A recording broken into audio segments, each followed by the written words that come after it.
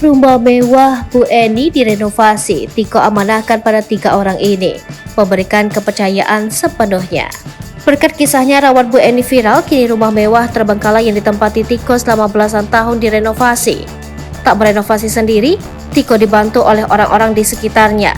Terutama, Tiko memberi kepercayaan penuh pada 3 sosok ini perihal renovasi rumah Bu Eni.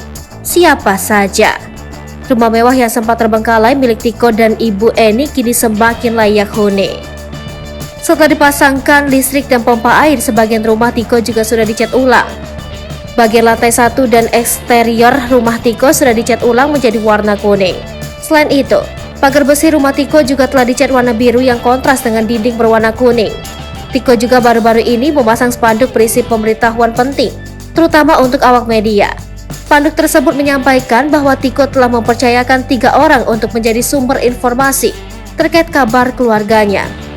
3 orang ini juga telah dipercaya Tiko untuk mengawasi dan melakukan koordinasi terkait perkembangan perbaikan rumahnya. Kepada Bapak atau Ibu dan awak media, jika ingin mendapatkan informasi terupdate terkait hal tersebut, saya sudah memberikan kepercayaan sepenuhnya untuk disampaikan ke publik kepada yang pertama Bapak Noves, Ketua RT, yang kedua Bang Bro, yang ketiga Bang Ali. Sekaligus saya percayakan ketiga nama tersebut di atas dalam pengawasan dan koordinasi pekerjaan perbaikan atau renovasi rumah kami, tulis Tiko dalam spanduk pemberitahuan tersebut.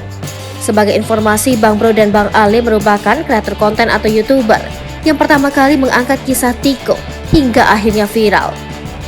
Hal ini dilakukan Tiko untuk menghindari terjadinya salah informasi tentang keluarganya, termasuk kondisi kesehatan ibunya Eni Sukaesi dan perkembangan perbaikan rumahnya.